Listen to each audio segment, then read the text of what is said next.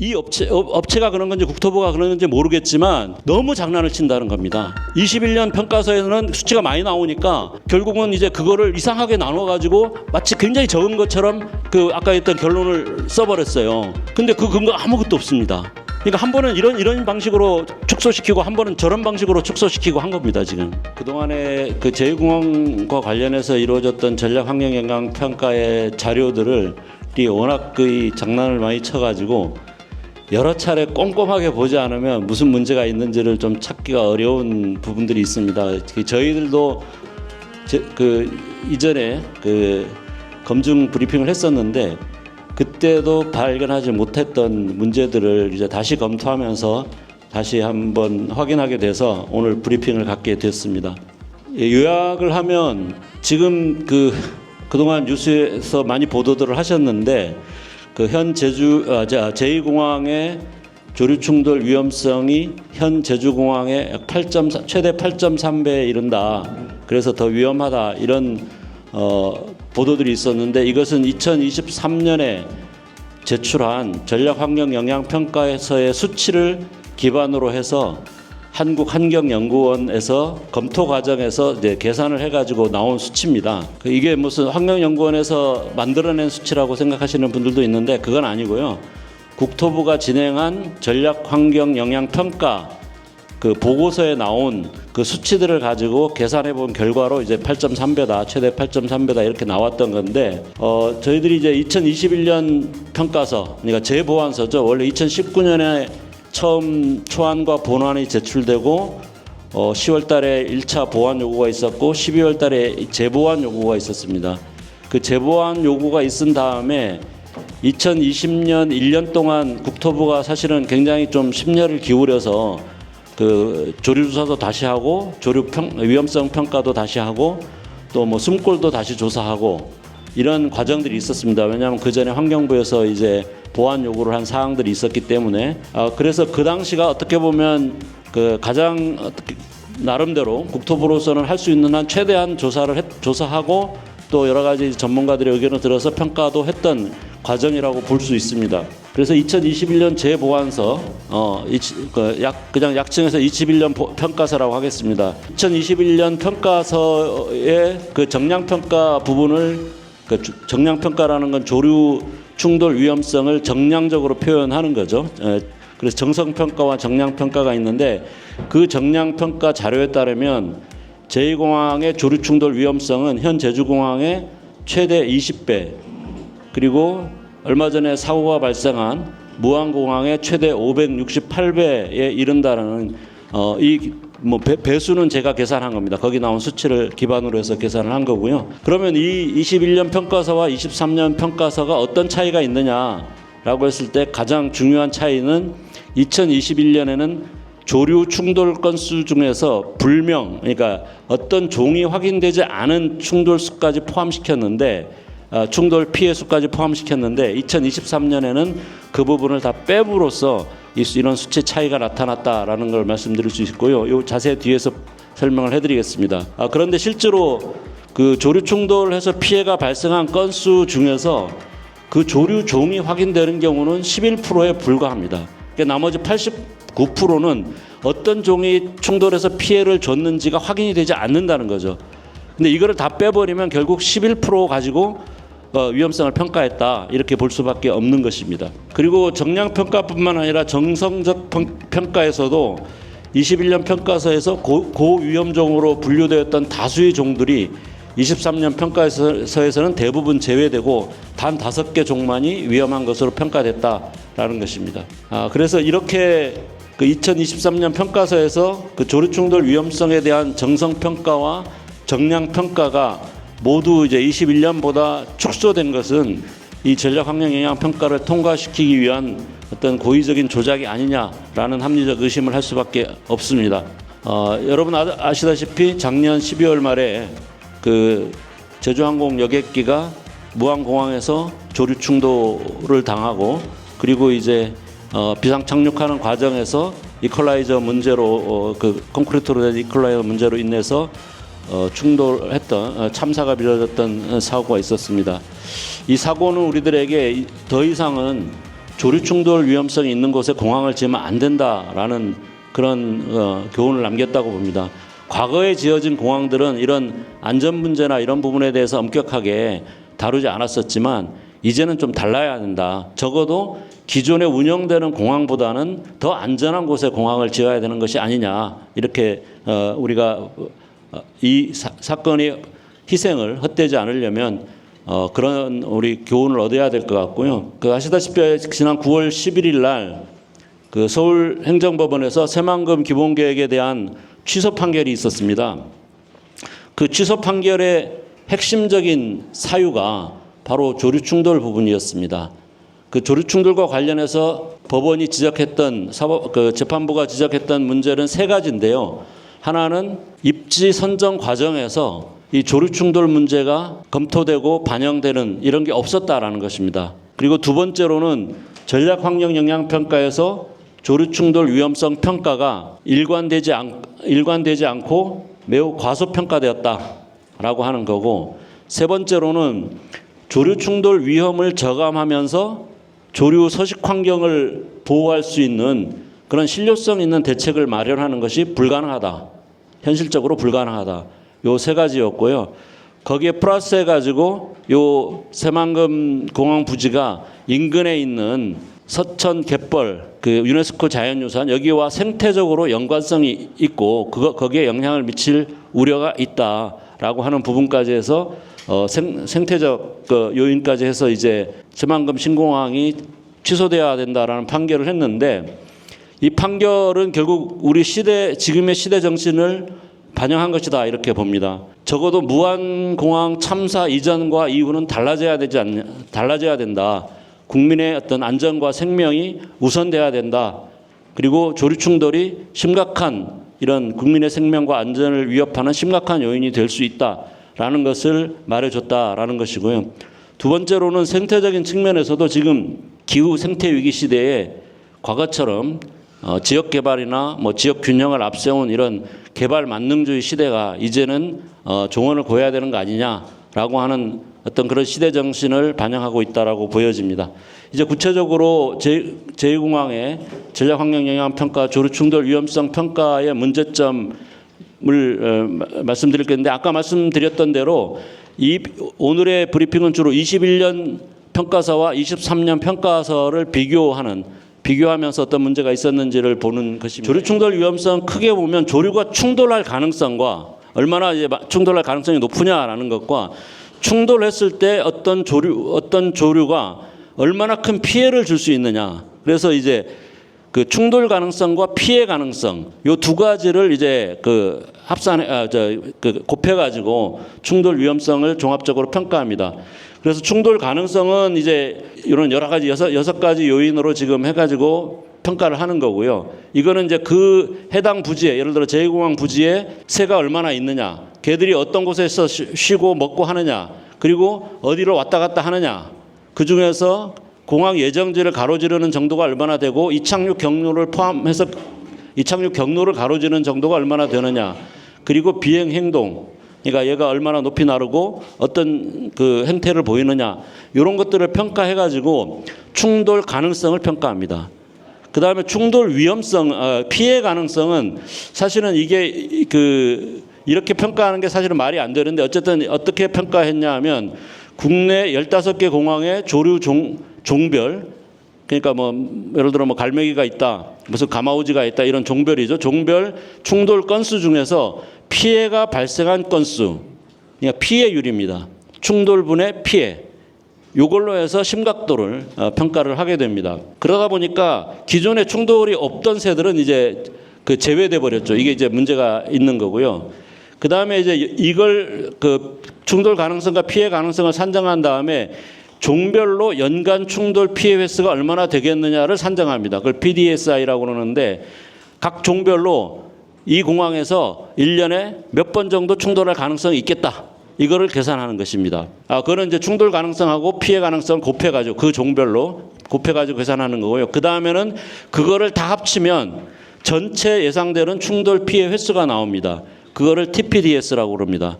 전체 예상, 이 공항 부지에서 1년에 새가 몇 번 부딪힐 것 같다 그 몇 번 부딪히는 게 아니라 부딪혀서 피해를 줄 것 같다. 그러니까 피해를 주는 충돌 건수입니다. TPD에서는 이 공항 부지에서 전체로 그렇게 해서 그 연간 예상되는 전체 충돌 피해 횟수, 그러니까 피해를 주는 충돌 횟수를 산정한 다음에 그 다음에 총 위험도라는 거는 그 중에서도 비행기 기체에 치명적인 영향을 줄 확률, 가능성, 이제 그거를 또 계산합니다. 이거는 그 연간 충돌 피해 횟수에서 치명적인 기체 손실 가능성 요 비율을 계산하는데 문제는 우리나라는 무한공항 사고 나기 전까지는 치명적인 기체 손실 피해가 없었습니다. 그러다 보니까 우리나라 걸로 하면 다 0이 돼 버리는데 그래서 무한대의 시간 속에 발생하지 않는다 이런 결론이 나와 버리는데 영국의 사례를 들어서 영국이 이제 883번에 한 번 치명적인 사고가 났다. 그러니까 피해를 주는 그 충돌 건수 중에서도 비행기 기체에 치명적인 영향을 주는 치명적인 손상을 주는 피해가 883번 중에 한 번 나타났다 이겁니다.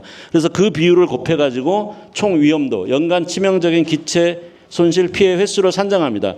요걸 산정하고 나면 이 치명적인 기체 손실 발생이 몇 년에 한 번 발생하겠느냐라고 하는 그 예측치가 나오게 됩니다. 요게 그 조류 충돌 위험성과 관련해서 평가를 하는 방법입니다. 이거는 21년 제보안서와 23년 평가서가 동일하게 이 방법을 채택하고 있습니다. 그런데 그러면 21년 평가서 보안서를 보면요, 이 종별들이 나옵니다. 이게 제2공항 주변에 있는 종들인데 이 중에서 이제 충돌해서 피해를 줄 만한 종들이 뭐가 있고 얼마나 그 비율이 되겠냐라고 해서 계산한 겁니다. 이게 여기 한 6, 셋, 넷, 다섯, 여섯, 일곱, 8개에다가 뒤에까지 합치면 12종 제2공항 주변에 발견된 새줄 중에서는 12종이 충돌해서 피해를 줄 가능성이 있고 각각의 확률을 계산해서 충돌 가능성과 피해 가능성을 계산해서 총 이제 전체 합계가 나오는데 여기에 보면 맨 밑에 불명이라고 표시된 걸 볼 수 있습니다. 불명의 비율이 상당히 크죠.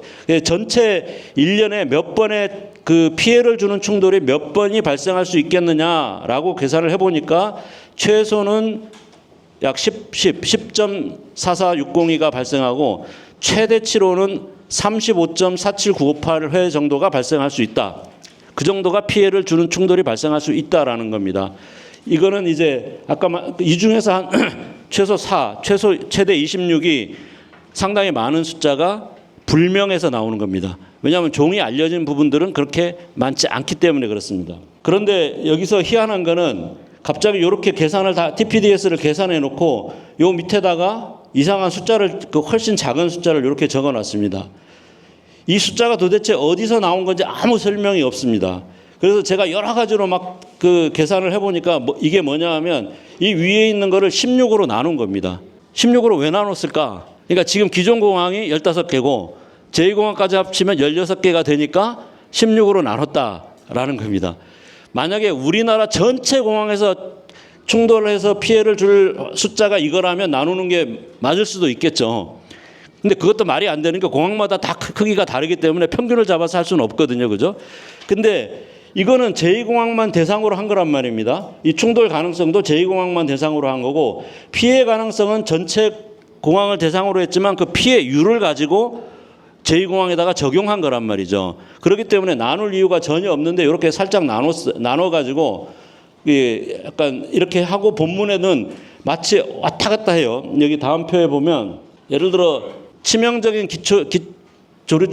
치명적인 어떤 기체 손상이 발생할 것을 계산하는 이 표에 보면 TPDS 연간 피해를 주는 조류 충돌수가 아까 계산했던 16으로 나눈 요 수치로 나와요. 그래가지고 그걸 가지고 계산을 해가지고 398년 최대는 398년에 한 번 치명적인 사고가 발생할 거다.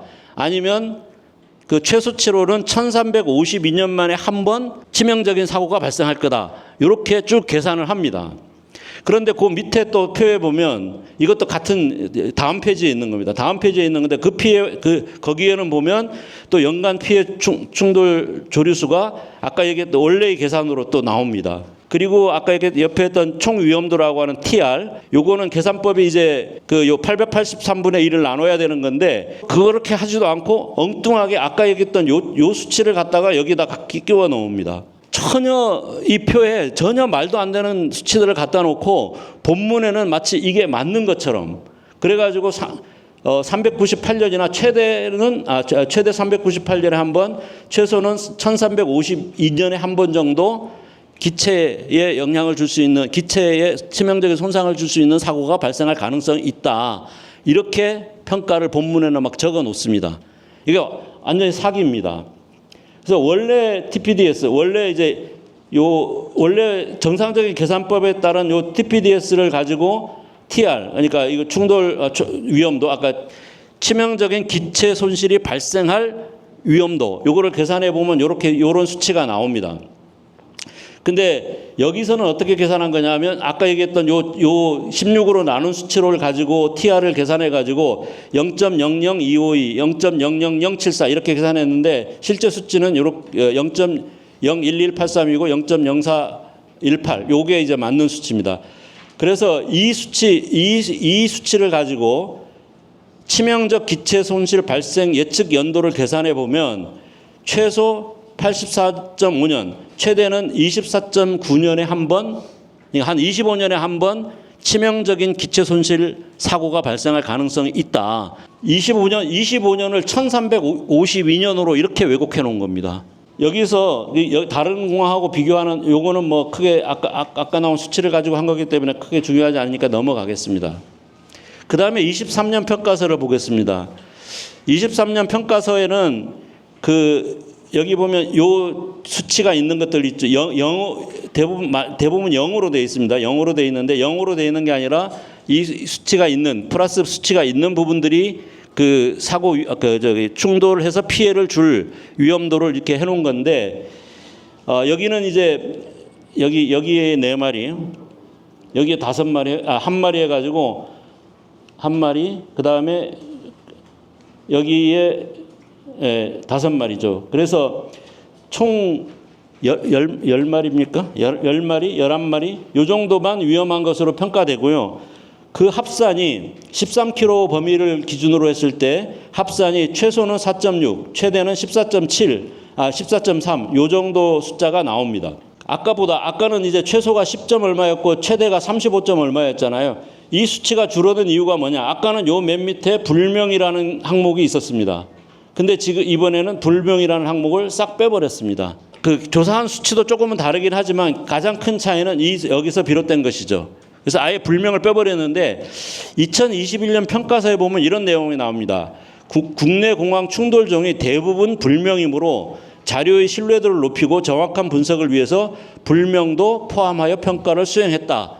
이게 21년 평가서에 나온 내용입니다. 근데 23년 평가서에는 이런 내용 싹 빼고 아예 불명을 쫙 제외시켜 버렸습니다. 아마 불명을 포함하면 2021년 평가서보다 더 많은 숫자가 여기에 나와야 됩니다. 최소한 그 숫자 이상은 나와야 된다라는 거죠. 그래서 이제 그 수치를 가지고 원래 21년에 했던 수치, 그 수치를 가지고 아까 이제 불명을 제외하니까 아까 이렇게 4.6에서 14.3이 최대 14.3이 나왔는데 불명을 포함한 21년 평가서의 수치 최소 10.4460이 최대 35.47958 요 숫자를 요 기존 공항들의 조류충돌 위험성 연간 피해를 주는 조류충돌 수 나온 표가 있거든요. 이 표하고 대비를 해서 계산을 해보면 제주공항은 제2공항 후보지는 현 제주공항의 최소 6.1배, 최대는 20.6배 정도로 위험성이 높다라고 됩니다. 8.3배가 아닙니다. 20배 이상 위험성이 높다라는 거고 최근 그 사고가 발생한 무안공항에 비하면 최소 167배, 최대는 568배 정도의 위험성이 높다. 이렇게 이제 계산할 수 있는 것입니다. 이 계산들은 여러분들이 제 자료를 보고 한번 검증을 해보시거나 아니면 제가 대부분 페이지를 여기다가 놔뒀기 때문에 그걸 찾아서 계산을 해보시면 됩니다. 그다음에 이제 마지막으로 이제 정성평가인데, 정성평가는 이제 이런 수치로 나오는 게 아니고 이 새들이 이 종류의 새들이 이 부지에서 얼마나 많이 발견되는가 하는 충돌 가능성 문제하고, 그다음에 이 종들의 무게, 그다음에 군집을 이루는 정도, 그냥 무리를 짓는 정도. 왜냐하면 어떤 새가 얼마나 위험하냐, 충돌했을 때 얼마나 위험하냐라는 거는 사실은 원칙적으로는 뭐에 따라서 달라지느냐 하면 이 새의 무게가 얼마나 나가느냐, 얼마나 큰 새냐, 그다음에 이 새가 얼마나 무리를 지어 다니느냐, 이걸 가지고 평가를 하는 거거든요. 이제 그런 기준으로 해서 위험성을 정성적 평가가 이루어지는데, 이 평가에 보면 2021년 평가서에는 미국 캐나다 모델, 그다음 코펜하겐 모델, 한국공항공사 모델, 요 여러 가지 모델들을 검토합니다. 근데 미국 캐나다 모델에서는 고위험종, 그냥 위험성이 아주 높은 종이 15종, 코펜하겐 모델에서는 36종, 한국공항공사 모델에서는 23종이 나옵니다. 그런데 23년 평가서에는 보면 고위험종이 딱 5개입니다. 흰밤 검둥오리, 꼬마 물대새, 뭡니까? 안락할미새, 물수리, 깍도요. 요 5개 종만 위험한 것으로 나옵니다. 이 중에서 깍도요나 안락할미새나 이런 새들은 굉장히 작은 새들입니다. 그러니까 여기 나오는 덩치가 큰 갈매기라든가, 그 다음에 각종 갈매기류들, 그 다음에 예를 들어 뭐 꿩이라든가 매라든가 청머리오리라든가 이런 많은 새들이 여기 있죠. 중대백로, 중백로, 집비둘기, 뭐 외가리, 뭐 가마우지, 뭐 이런 위험성이 높다고 평가된, 그리고 당연히 위험성이 높겠죠. 이런 새들이 성산에 없으면 모를까 성산에 많이 왔다 갔다 한다면 당연히 위험성이 높은 새들인데, 이 모든 새들이 이제 위험하지 않은 새로 다 분류가 되거나 아예 이 항목에서 다 빠져버립니다. 그러니까 이런 조류충돌 위험성의 정량적 평가뿐만 아니라 정성적 평가에서도 23년 최종적으로 조건부여부로 통과된 이 전략환경영향평가서에서 심각한 축소 조작이 있었다라고 말씀드릴 수 있을 것 같습니다. 다시 마지막으로 정리를 하면 21년 평가서 제보완서회 같은 경우는 불명을 포함해서 연간 피해를 주는 조류충돌 횟수를 최소 10점 얼마, 최대 35점 얼마로 이렇게 산정한 것은 기본적으로 타당합니다. 근데 이를 아무런 근거 없이 16으로 나눠 가지고 축소 조작했습니다. 이걸 가지고 치명적 기체 손실 발생 예측 연도도 완전히 그냥 엄청나게 축소를 해버린 것입니다. 그 다음에 23년 평가서는 정성평가와 정량평가 모두 2021년 평가에 비해서도 조류충돌 위험성을 더 축소 조작했는데, 이거는 불명을 아예 제외해버림으로써 연간 피해를 주는 조류충돌 횟수를 훨씬 절반 이하로 줄여버렸다. 최대치로 보면 한 3분의 1 가까이 줄여버린 거죠. 이렇게 줄여버렸다. 그래서 이거를 포함한 평가서의 21년 평가서에서 불명을 포함한 자료에 근거했을 때 조류충돌 위험성은 제주공항의 최대 20.6배, 무안고공항의 최대 568배에 이른다라고 하는 게 결론이고요. 이 둘 다 아까 말씀드렸듯이 위험도, 피해 정도, 피해도에 대한 평가를 원래는 조류의 크기와 그리고 조류가 무리를 짓는 정도에 의해서 평가를 해야 되는데, 기존 국내 공항에서 충돌했을 때 피해를 줬느냐 안 줬느냐는 이 피해율을 가지고 계산해 버렸거든요. 그러니까 큰 새도, 예를 들어 갈매기나 기러기 같은 큰 새도 충돌을 했는데 옆으로 스치고 지나가면서 비행기 기체 옆으로 스쳐가면서 충돌을 하면 큰 피해를 안 주거든요, 그죠? 근데 그게 만약에 엔진앱들 빨려 들어갔었다, 그럼 엄청난 피해를 줄 수밖에 없습니다. 이거 어디에 어떻게 충돌했느냐에 따라서 피해는 굉장히 달라지는 거거든요. 근데 그거를 기존 공항에서 충돌했을 때 피해를 안 줬다는 이유로 0으로 하고, 그다음에 기존 공항에서 충돌한 사례가 없는 종은 아예 빼버리는 이런 평가는 사실은 말이 안 되는 거죠. 이 부분에 대해서는 다음에 제가 구체적인 자료를 가지고 설명을 드리도록 하겠습니다. 마지막으로 딱 한 가지만 더 말씀드리면, 이 평가들을 진행했던 업체가 거의 동일한 업체라고 알고 있습니다. 그러니까 동일한 업체에서 한 번 이렇게 평가했다, 한 번은 저렇게 평가했다, 이렇게 진행한 것입니다. 그런데 그 업체의 그 홈페이지를 제가 엊그제 들어갔었거든요. 들어가 보니까 제주 제2공항 전력 환경 영향평가, 가덕도 신공항 전력 환경 영향평가, 새만금 신공항 전력 환경 영향평가, 이거를 모두 다 그 업체에서 했습니다. 조류 부분에 관해서. 근데 어제부터 제가 들어가 보니까 이 홈페이지가 닫혀 있어요. 들어가지를 못합니다. 그래서 여러분들이 이 자료를 근거로 국토부도 그렇고 그 회사도 그렇고 좀 취재를 해주셨으면 좋겠다, 이런 생각을 합니다. 그래서 과연 이런 부분에 대해서 질문하고 답변을 뭐 저희들이 해봐야 뭐 언론에서 했을 때 어떻게 뭐 조금 저희들이 하는 것보다 좀 낫지 않을까 싶습니다. 그래서 한번 여러분들이 취재를 해보셨으면 좋겠고요. 참고로 이것을 조류충돌 관련해서 조류 조사와 이 평가를, 위험성 평가를 진행한 업체는 해인생태연구소라는 곳입니다. 그곳에서 이 그동안 조류 관련 평가를 모두 했던 것으로 알고 있습니다. 그러니까 어쨌든 자기들 홈페이지에 올렸었으니까 한번 여러분들이 한번 어떤 조사를 했는지, 그 다음에 이런 위험성 평가가 왜 이런 식으로 나왔는지 제가 제기한 의문들에 대해서 여러분들이 취재를 해주시면 고맙겠습니다. 앞으로 환경영향평가를 이 업체가 또 환경영향평가도 진행하고 있다 그래요. 저희들은 그래서 이 업체가 진행하고 있는 조류충돌 조사나 조류충돌 위험성 평가, 이 부분에 대해서는 저희들이 어떤 신뢰를 할 수 있겠습니까? 이런 식으로 왔다 갔다 하는 업체한테 계속해서 환경영향평가를 맡긴다는 게 말이 되는 얘기겠습니까? 저희들도 지금 워낙 여러 차례 보다 보니까 이게 이런 게 또 눈에 보이고 또 안 보였던 게 보이고 이렇게 하는 것이지, 저희들도 처음에 막 검토할 때는 이런 것 자체를 제대로 찾아내지를 못했어요, 사실은.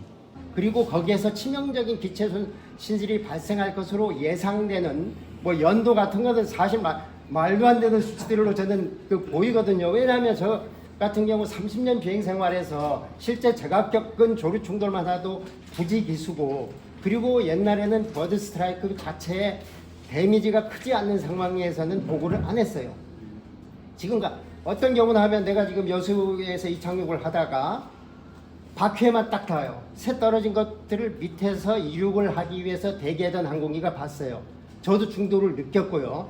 그런데 새 떨어졌어요, 그 조종사가. 근데 나머지 비행기 낮잖아요.